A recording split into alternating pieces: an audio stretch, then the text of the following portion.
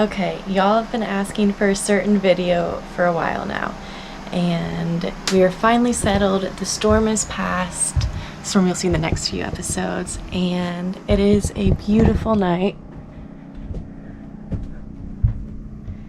I'm going to go into my story a little bit. Let's see. Okay, so we just dropped anchor, and I think this is going to be one of the best chances I get to go over my story a little bit for you guys. I was going to have some family chime in, but they left before, and it was just a little bit of a mess. So, I've grown up coming to the Bahamas. A lot of you have asked, what's your history with sailing? What's your history with boating? Why the Bahamas? Why a monohull? Those are just a few of the questions I've been asked, and I'm trying to get out of this sun for you guys. And I did grow up coming here. The first time I came here, I was 3 or 4 months old. My parents and grandfather took a drawer from his condo, and that is where I slept, on the boat. So my grandfather came across a boat, had 2 bedrooms, and he started taking our whole family here to the Bahamas every single summer. It became kind of a tradition. We have a pretty big family, and we were all really close, and it was just the time of our lives. I looked forward to it every single year. It was the highlight of every single year. I just love it here so much. And eventually, I think I was in middle school, and my mom mentioned if I were to go back to school, I would choose marine biology. I grew up in Missouri, and I didn't even know that field existed. I knew I loved the ocean. I didn't have anything I wanted to do when I grew up, really. And she said that, and it kind of triggered something. I was like, that could be cool. So starting in 8th grade, we started looking at colleges for marine biology. I got to see a lot of different labs, which was really cool. And it was just really fun to go look at all the colleges, and I knew I wasn't staying in Missouri. I did consider it for a brief moment due to cheerleading, but very brief. By my senior year in high school, I finally found my way a little bit more, and I was taking a few online classes, environmental science, marine biology. I had had a teacher in high school who taught advanced biology, and it was actually more of a marine biology course. I just loved that course. We got to learn about so many things, and I fell in love. And my senior year, I think I took that course my sophomore year, and my senior year I was doing 7 classes. 2 of them were online. One was a homeschooled course, so it didn't count towards my day. And then I did science research. I added that in a few weeks after the semester started, and I got to do coral research in Missouri in high school in a lab, and I absolutely loved it. That year I applied to a lot of colleges, and I was torn between a few, but I decided on Nova Southeastern in Fort Lauderdale. My grandfather lived there. I'm a big homebody, introvert, and I felt like that was where my heart was taking me. So I chose to go there. I got accepted into their marine biology master's program, granted that I made all the criteria during my 4 years in college for undergraduate. I went for marine biology and with a minor in business, and that's kind of where my world got to start shifting and changing, and I got to start developing a little more. That's kind of the academic ocean side, academic ocean side. But the boating part, my grandfather, he initiated it. My family, if it wasn't for my parents, I wouldn't be where I am today without those 3, for sure. And it was my junior or senior year of high school, I don't really remember, and I started getting an interest in driving the boat. And I remember leaving I didn't pull out of the dock, but once we were out of the dock, they let me steer in the channel. So I was steering, and they kind of taught me how to steer a boat. That day, an hour in, the boat threw a blade on the prop. And I just remember steering, and all of a sudden the boat started vibrating. I'm like, something's wrong. And immediately I looked at the depth, which I'd been watching very carefully because there's lots of coral heads there. And we're still in 20 feet of water, and there's no coral heads. So 2 days later, we went and found the blade. But that was the first time I ever really drove the boat. And the next summer, yeah, it was my senior year, because then in the fall, when I moved to Florida for college, there's a captain that helped take care of my grandfather's boat. And he asked me and my parents and said, is it okay if Lauren wants to, if I teach her a little bit about driving the boat and docking it? And I was all in. When I moved down there, they encouraged me to get my captain's license, and this was the first step. It was never a goal I had, but I don't know where I would be without that. I really am so happy they pushed me to get that and encouraged me and gave me the idea. So during college, I started to learn how to drive the boats. I started doing that as a job. My first job was washing boats, and then I got to learn a little bit of the maintenance and upkeep, detailing.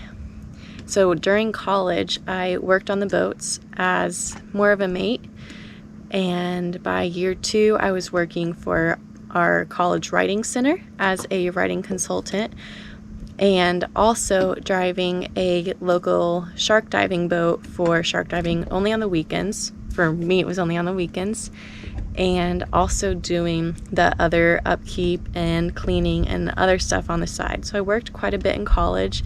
During the summers, I got to go back to the boats more full time.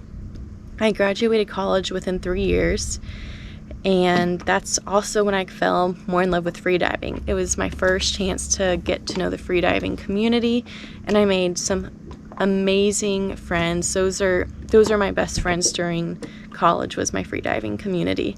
And every time it was flat, kind of like this, I would try to get out diving. Even if it was a shore dive, we'd go see the turtles some mornings where I just needed a break.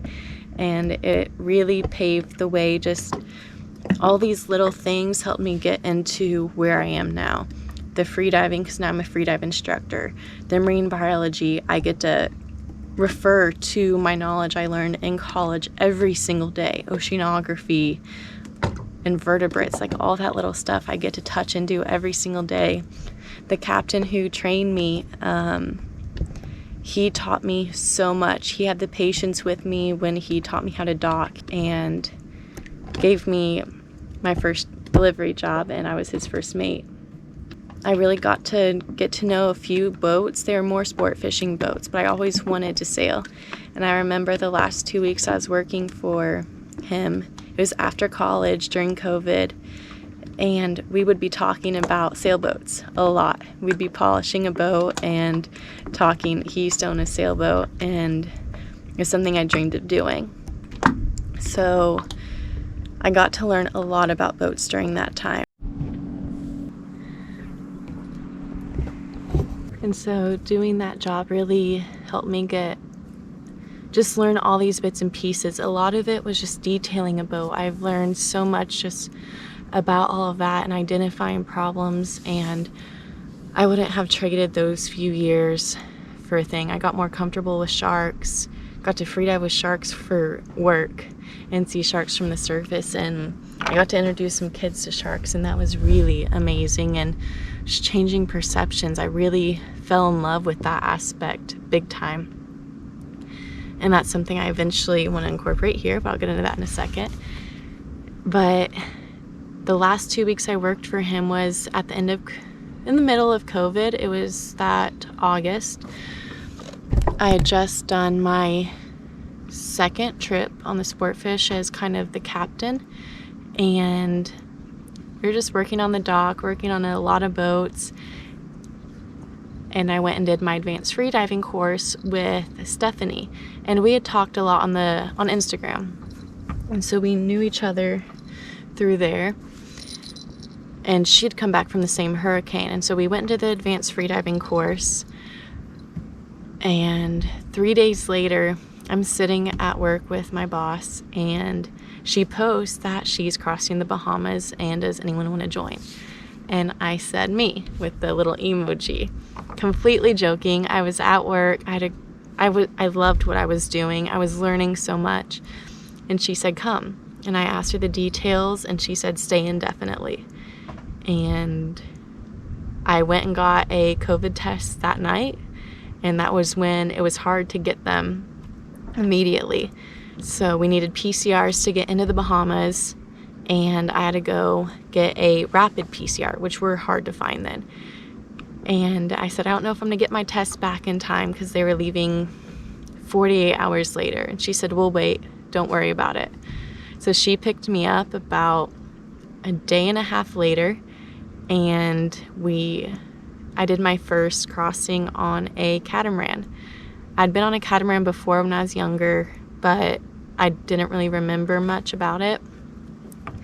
So I think the seas looked about how they do right now, just glass. And we left at sunset, and she introduced me as her co-captain to our friends and other guests on the boat. She took the first shift, and I took the second shift, when we took 4-hour shifts, and that was my first night shift ever. And it was just so peaceful. The stars were out, the moon was out, and we weren't under sail. If we were under sail, I wouldn't have done it because I had never sailed a day in my life.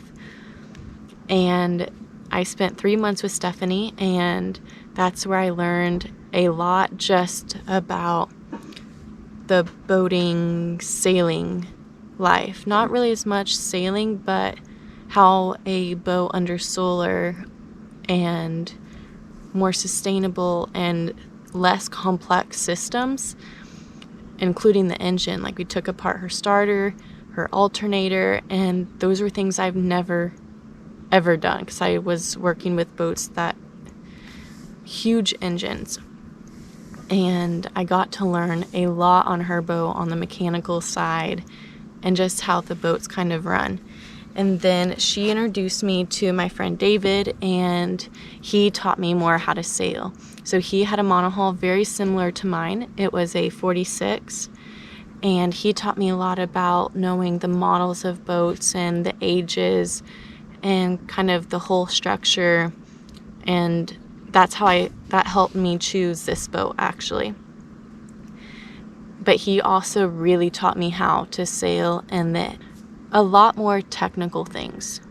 I knew from Steph how to put out the jib, what the angle of the wind should be, and all of that, but we never raised the main. And with David, it was a furling system the same as mine, so I got used to that, and I loved how simple it was. And I just got to learn so much. We tried to sail as much as we could. I got more confident spearfishing. Stephanie taught me how to spearfish. She taught me how to dive with a pole spear. It was something I never really cared to do. I really got comfortable spearfishing, comfortable sailing. I got to maneuver a monohull because I had never ever been on a monohull, and I just fell in love with it. It was always my dream to get a monohull. By the time I was 30, I wanted to have a monohull to sail the world. That was my goal, my dream. I just got to learn so much what I really liked about monohulls, the different layouts, and I got exposed to working on more catamarans throughout this community too. So I really just got a huge range of a variety of knowledge and experience. So this was right after college. So I started kind of getting into the sailing world the beginning of September in 2021.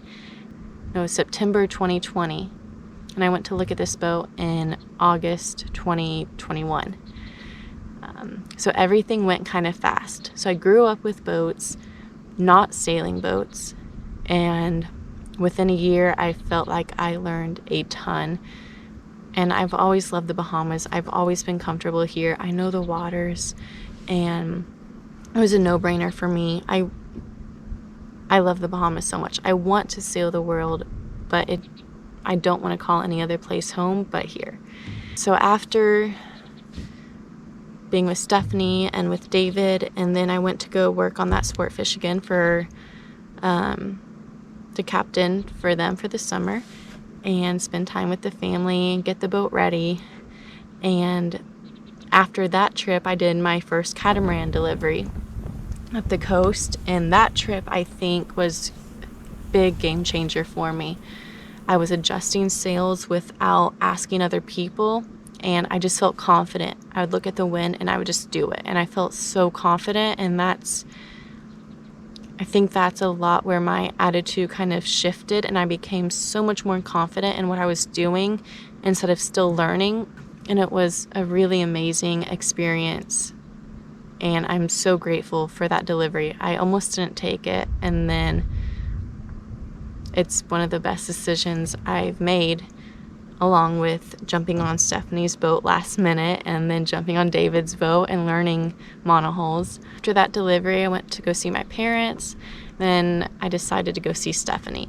I hadn't been on her boat since November the year before, and now it's July. And so I text her, she goes, "You always have space here." I went to go see them in Long Island, Bahamas, spent 3 weeks, where I met another great couple who are now my best friends as well. And they had a catamaran. We were rafted up for 3 weeks, and it was just the most amazing, magical 3 weeks I could have asked for. That was the moment I realized I can do it. And I had looked at boats casually for years, and a little bit more in depth that previous spring. Nothing caught my eye big time. So I was looking at boats a lot on this trip because I was like, my community is so strong. Even if I don't know how to fix something, I know who to call if something goes wrong. Usually my problem is I don't know what's wrong, but if I know what's wrong, I can usually problem solve to fix it, especially with guidance. And I realized how good my community was, how great my friends were, how often we do call each other for help. And I was searching and searching and searching for a boat, and nothing was popping up. And there's this monster. Hey, what do you think about this life? You look pretty happy.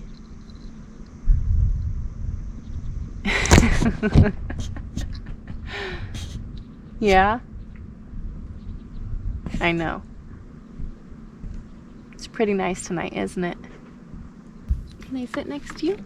So during that trip, I'd completely given up. I remember praying about it and saying, when the time is right, the right boat is gonna come up. And 2 days later, I opened more websites. I did more searching, and this boat popped up. And I was looking for an older 1990s Beneteau Oceanus. Size range didn't matter. But a big thing that I had to consider was, do I want to do charters, or do I want to not really have people on the boat at all? It was my budget. Either I get a smaller boat, like 30, 35 feet, and it's basically for me. Or I can go a bit larger and charter. And I chose the charter route, but I wanted each aft cabin to have their own heads. And that was a challenge to find, because I also wanted my own master bedroom. I didn't want another charter bedroom. And this boat popped up, and I felt like it was a dream. I remember we were all sitting around the table, and I was like, I think I just found my boat. It was on a for sale by owner site, and I set up a call with them, and I just fell in love even more. I texted my parents, and I called them, I think, the next day after talking with the owners, and they were all in, super supportive. I think I threw them off a little bit, but they were so supportive. They've been supportive throughout this whole journey. Me going to college in Florida and taking off with friends. They've really just loved getting to see me live my life, and I'm so grateful for that. And again, my grandfather who introduced me to this, I'm so grateful for that. I was leaving the Bahamas a few days after I had the call with the owners to go to Costa Rica with some friends. I was gonna go visit my parents and fly from them to go see the boat. I did get COVID and it was delayed about 2 weeks. So the owner flew down, got the boat ready, and then I got COVID while him and his wife were here. So he had to fly back about 2 weeks later, and I looked at the boat and I was ready to sail back that day when I looked at it. And God had other plans big time, because I was not ready to do that sail because I was going to go solo. The engine stopped on the sea trial and it had to get hauled out for some bow work done, and I decided on a new engine versus a rebuild. It was a almost 30-year-old engine, and I talked with some friends, but the problem was in Puerto Rico, there had been a storm that just came through, and because of that, the marina said either the boats get hauled out or they go to the mooring field. Therefore, the haul out yard was completely full and they weren't releasing any boats until hurricane season was over. So we were just kind of waiting for a few months. I wanted to add bow thrusters, I wanted to change the windlass, and then the new engine. So there's a few things I wanted to upgrade while I was in Puerto Rico before I came back.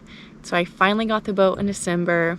David actually came to help me take it back, which was huge, and I trust him so much. So it was really great to have someone who kind of knew the boat in a way with me. My other friend who knows this type of boat was doing a delivery in Croatia, along with some of my other friends. So kind of everyone was scattered, and I was so grateful to have some help. And I was also really happy that I did get to do some of it solo.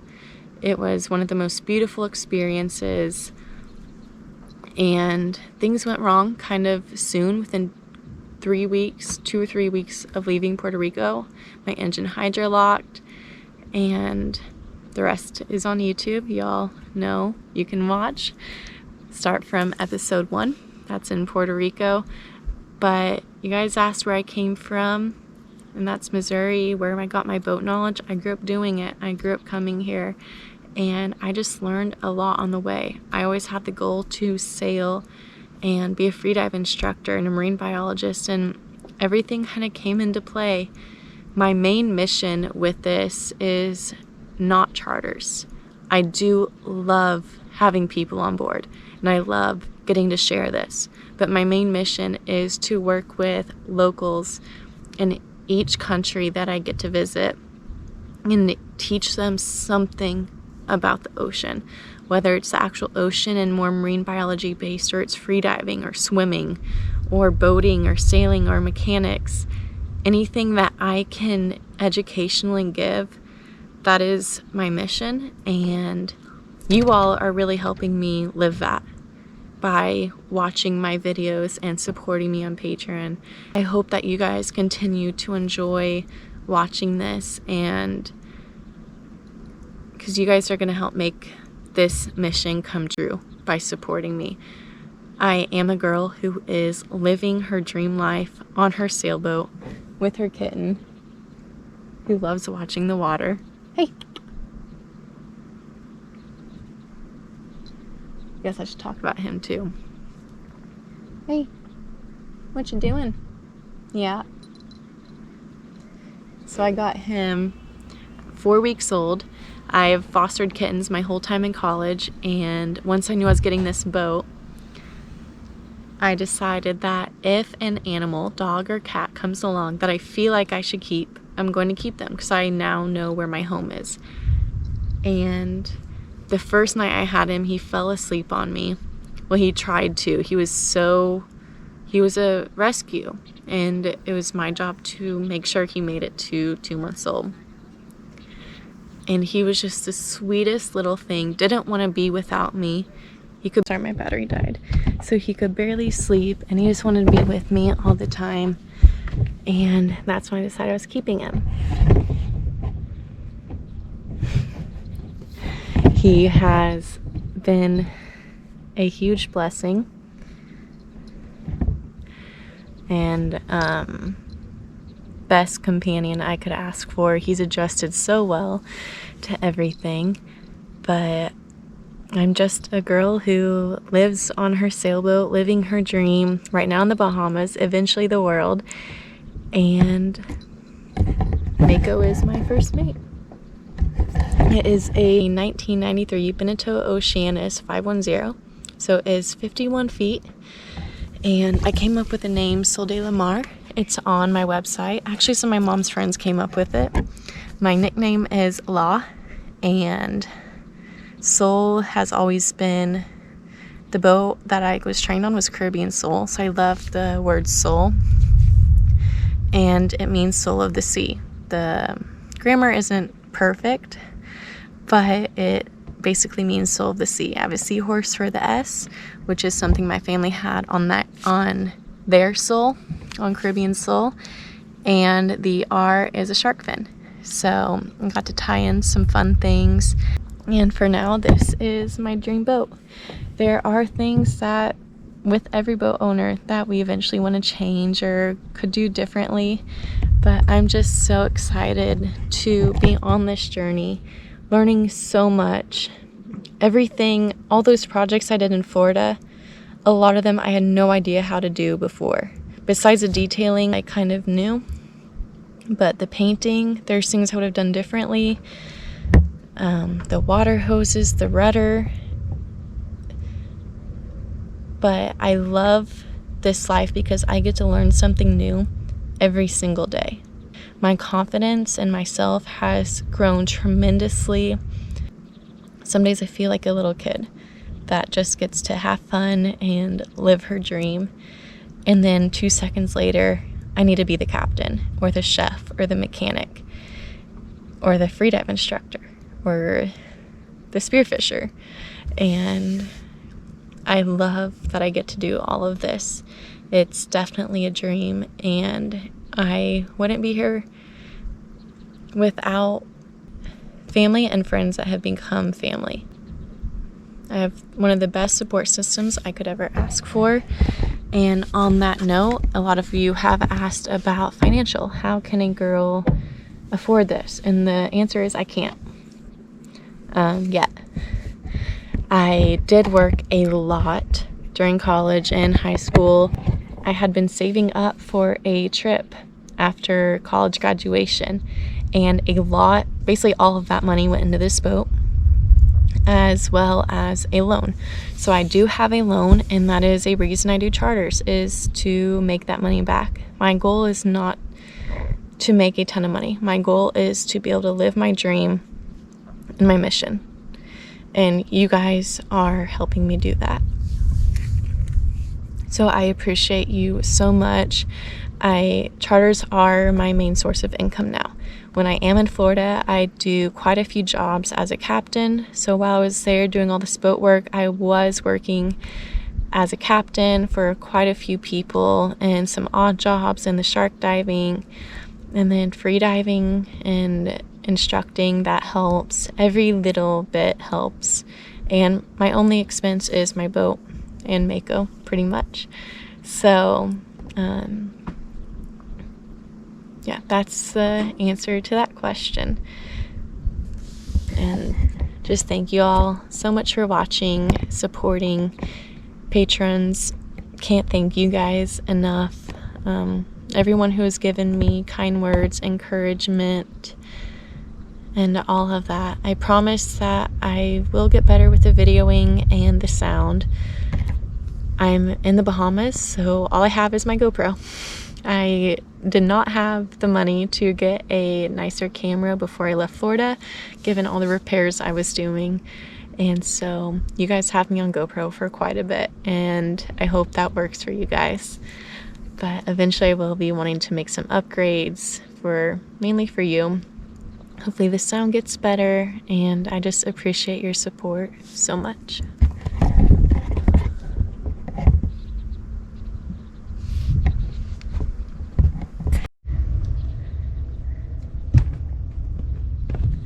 What you doing, monster?